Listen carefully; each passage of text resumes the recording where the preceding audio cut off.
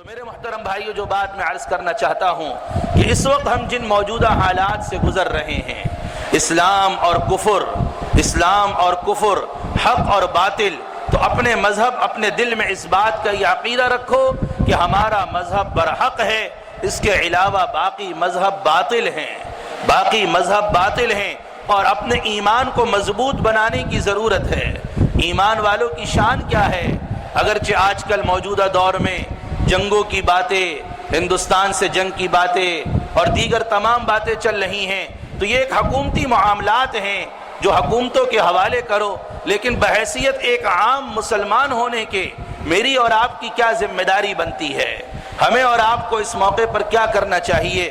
میں یہ چند باتیں عرض کرنا چاہتا ہوں۔ پہلی بات تو یہ کہ دیکھو، مسلمان بحیثیت مسلمان ہونے کے کبھی بھی اپنے ظاہری اسباب و وسائل پر نہ اعتماد کرتا ہے، کبھی بھی اپنے ظاہری اسباب و وسائل پر نہ بھروسہ کرتا ہے۔ یہ باتیں میں کیوں کر رہا ہوں؟ چونکہ جو باتیں میرے کانوں میں پڑ رہی ہیں، لوگ کہتے ہیں جی ہم ایٹمی طاقت ہیں، ہم یوں کر دیں گے، ہمارے پاس یہ اسلحہ وہ اسلحہ، ہم یوں کر دیں گے۔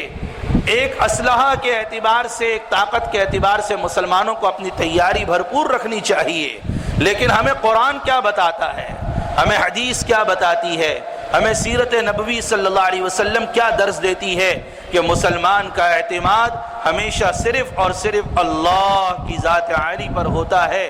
وہ اپنی تیاری تو رکھتا ہے، لیکن اس کا اعتماد اور بھروسہ کبھی بھی اپنی ذاتی طاقت پر نہیں ہوتا، کبھی بھی اسلحوں پر اس کا اعتماد نہیں ہوتا، کبھی بھی ایٹم بموں پر اس کا اعتماد نہیں ہوتا، بلکہ کیا کہا؟ اِن يَنصُرْكُمُ اللَّهُ فَلَا غَالِبَ لَكُمْ، اگر اللہ تمہاری مدد کرے تو دنیا کی کوئی طاقت تم پر غالب نہیں آ سکتی۔ وَإِن يَخْذُلْكُمْ، اگر اللہ تمہیں چھوڑ دے، وہ تمہاری مدد نہ کرے، فَمَنْ ذَا الَّذِي يَنصُرُكُمْ مِنْ بَعْدِهِ، تو کون ہے جو اللہ کے بعد تمہاری مدد کرے گا؟ وَعَلَى اللَّهِ فَلْيَتَوَكَّلِ الْمُؤْمِنُونَ، ایمان والوں کو بھروسہ اور اعتماد اور توکل اور یقین صرف کس پر رکھنا چاہیے؟ بولو بھائی، ذرا زور سے بولو، کس پر؟ ہمارا سب سے پہلے اللہ ہے، اور سب سے پہلے ہم مسلمان ہیں، اور یہ اللہ کا شکر ہے۔ اور جس ملک میں رہ رہے ہیں، ایسے ملک میں رہ رہے ہیں جس ملک میں لفظ پاکستان بہت بعد میں آتا ہے۔ آپ کو اس ملک کا پورا نام پتہ ہے؟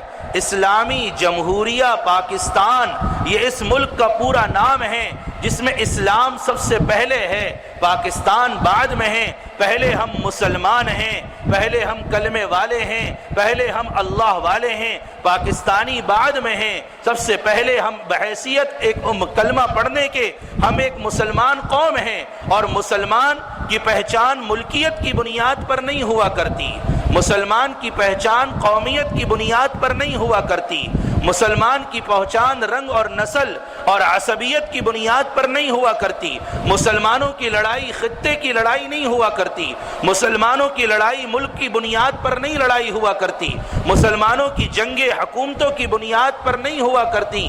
سب سے پہلے ہم مسلمان ہیں، اور دنیا کے سارے مسلمان، چاہے وہ ملک پاکستان میں بستا ہو یا ہندوستان میں بستا ہو یا پوری دنیا میں کہیں بھی رہتا ہو، آپ علیہ السلام نے ارشاد فرما دیا، المسلم کالجسد الواحد، سارے دنیا کے مسلمان ایک جسم کی طرح ہیں۔ جس طرح جسم کی انگلی کو تکلیف پہنچتی ہے، سارا جسم تڑپتا ہے، پوری دنیا میں کہیں بھی مسلمانوں کو تکلیف پہنچے گی، سارا عالم اسلام تڑپنا چاہیے، سارا عالم اسلام اس کو اپنی تکلیف سمجھے، اس کو اپنی مصیبت سمجھے، تو اس کو اپنی تکلیف سمجھے۔ یہ آپ علیہ السلام کا ارشاد ہے۔